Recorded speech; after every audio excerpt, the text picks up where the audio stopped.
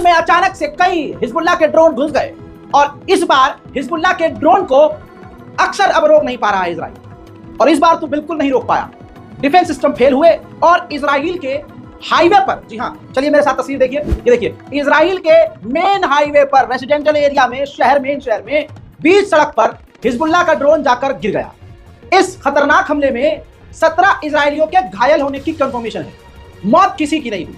ऐसे ही इजराइल के अलग अलग इलाकों में हिजबुल्लाह के कई सारे ड्रोन घुस गए जिसे मारकर इजराइल नहीं गिरा पाया। देख लीजिए तमाम तस्वीरें।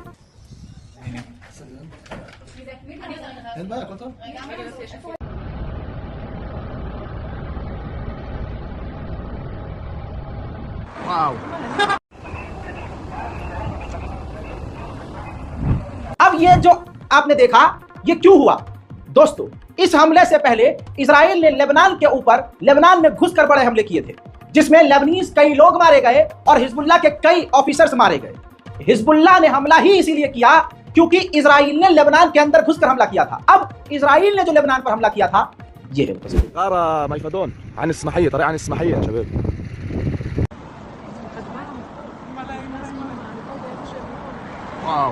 हजरात देख लिया, इसी हमले के बाद हिजबुल्लाह ने इजराइल के अंदर अपने ड्रोन घुसा दिए थे जिन्हें वो रोक नहीं पाया, शुरू में जो दिखाया मैंने आपको। अब आपको बता दूं कि इन तमाम चीजों के बाद साउंड बैरियर तोड़ रहे हैं इजराइल के फाइटर जेट लेबनान में घुसकर, यानी लेबनान के अंदर बिल्कुल नीचे उड़ान भर रहे हैं और लेबनान के लोगों को डराने का इजराइल के फाइटर जेट काम कर रहे हैं। देखिए वीडियो।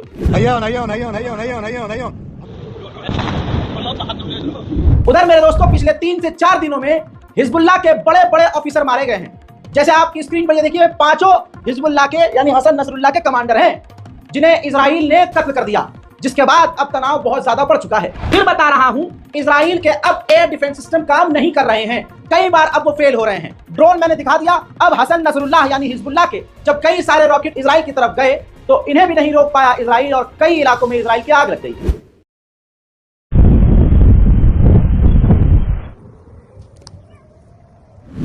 यूनिसेफ लेबनान की मदद के लिए आगे आया है।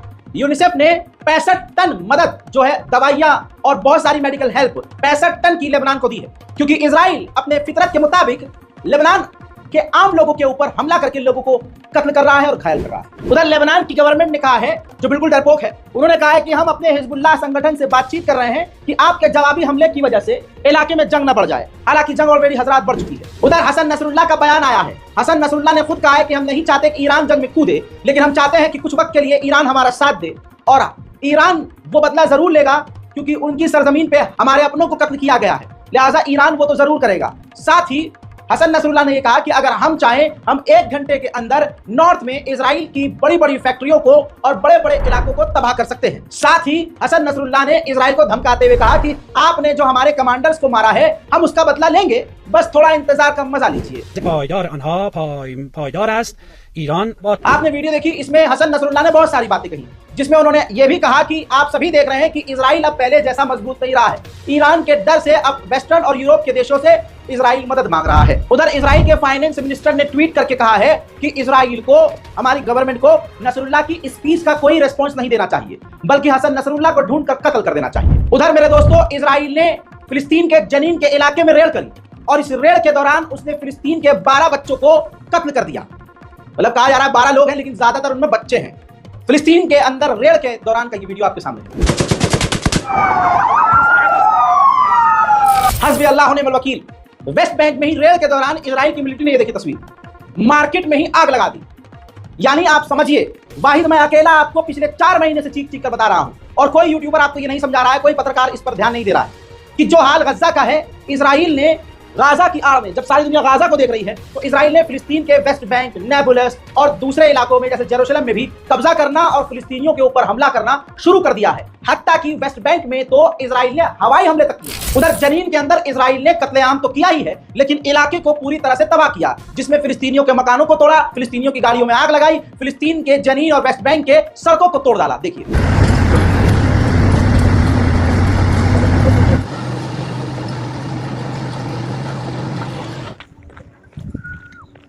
ये फिलिस्तीन के अंदर है, गाजा नहीं दिखा रहा हूं।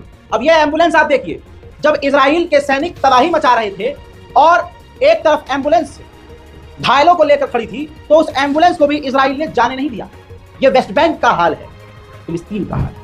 मेरे दोस्तों, कल मैंने आपको एक बड़ा अपडेट दिया था कि इराक की सरजमीन पर अमेरिका का जो सैन्य बेस है, वहां पर रॉकेट से अटैक हुआ, जिससे वो सैन्य बेस फौजी बुरी तरह से घायल हो गए। उधर रोज की तरह और आदतन इजराइल ने एक बार फिर से गाजा के अंदर एक फोटो जर्नलिस्ट को कत्ल कर दिया है। जाहिर सी बात है, इजराइल नहीं चाहता कि गाजा के नरसंहार की तस्वीर और वीडियो दुनिया देखे। पिछले 12 घंटे के अंदर तस्वीर में आपको अलग से दिखा सकता हूं, माजरत चाहूंगा। 12 घंटे में इजराइल ने गाजा के अंदर कम से कम 150 से 200 लोगों का नरसंहार कर दिया है। इतने लोग पैदा नहीं हो रहे हैं जितने इजराइल मार दे रहा है, बच्चे बूढ़े बुजुर्ग सब। ये सुनने में बहुत छोटी बात है, लेकिन समझने के लिए बहुत गहरी बात है कि गाजा के अंदर कोई ऐसा परिवार नहीं है जिसके घर का कोई शख्स न मारा गया हो।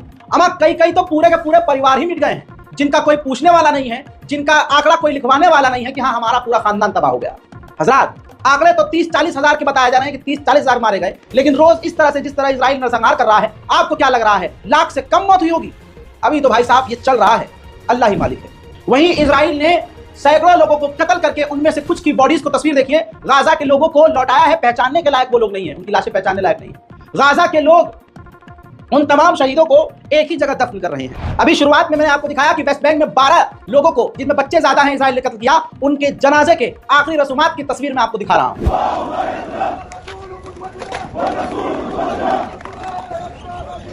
यह आपने देख लिया फिलिस्तीन। अब ऐसी तस्वीर गाजा के जबलिया में देखिए। सबसे ज्यादा नमाज पढ़ने वाली अगर कोई नमाज है गाजा में, वो नमाज जनाजा है। अमेरिका के रिप्रेजेंटेटिव ने बड़ी बात एक्सेप्ट करी है। ये वो अपडेट है, और आगे चिकना आदमी दिख रहा है बुढ़ा, ये अमेरिका का रिप्रेजेंटेटिव है। पीछे इस्माइल हानिया के साथ एक जो शख्स आपको कमांडर नजर आ रहे हैं, वो हिजबुल्लाह के कमांडर हैं। हाल फिलहाल में इन दोनों को कत्ल किया, तो अमेरिकी गवर्नमेंट ने एक्सेप्ट किया कि इन दोनों की मौत ने, इन दोनों के कत्ल ने टेबल से सीज फायर की फाइल को हटा दिया है। यानी अब गाजा और इजराइल के बीच सीज फायर की बात हो ही नहीं रही है। मेरे दोस्तों, हालात बद से बदतर हैं। इस बारकोड का इस्तेमाल वही लोग करें जिनका जिगर फट रहा है और उनको लगता है कि अल्लाह ने उनको इतना नवाजा है कि अगर वो 10-5 रुपया गाजा के नाम पर भेज सकते हैं तो भेज दें, क्योंकि कमाते तो हम जिंदगी भर बहुत हैं, लेकिन खर्च किस राह में कर रहे हैं, ये एक बड़ा सवाल है। 5-10 रुपये से किसी का कुछ, मेरे पास जितनी डोनेशन आ रही हैं, इतना समय इकट्ठा करने में क्यों लग रहा है? 2-4 हजार, 5 हजार, 20 हजार लेके तो मैं फिलिस्तीन एम्बेसी पहुंचूंगा नहीं। हमारा टारगेट है कि 4 से 5 लाख रुपया तो कम से कम लेकर हम फिलिस्तीन एम्बेसी जाएं। लेकिन तमाम लोगों को यह समझाना चाहता हूं कि ज्यादातर 5 रुपया, 2 रुपया, 10 रुपया, 20 रुपया ही लोग स्कैनर के जरिए डाल रहे हैं, जिसका जितना मन है। हम किसी से नहीं कह रहे हैं कि आप इतना डालिए। कुछ हैं दिल वाले और जज्बात वाले जो अच्छा अमाउंट ट्रांसफर कर देते हैं, लेकिन ऐसे 100 में 1-2 होते हैं। तो आप ये मत सोचिए जो 1 रुपया सेंड कर रहा है उस बंदे की नीयत में कोई खोट है, या वो बंदा जानबूझकर 1 रुपया भेज रहा है, जिसकी जो हैसियत है वो भेज रहा है।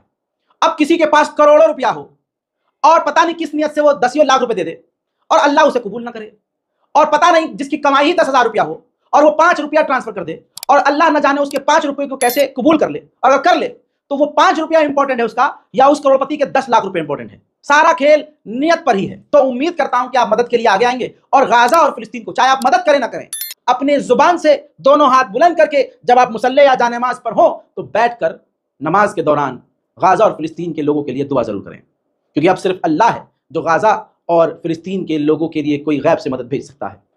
इस रिपोर्ट को शेयर कीजिए, इससे पहले जो अपडेट दिया है वो भी देखिए और हमारे चैनल को सब्सक्राइब कीजिए। जय हिंद।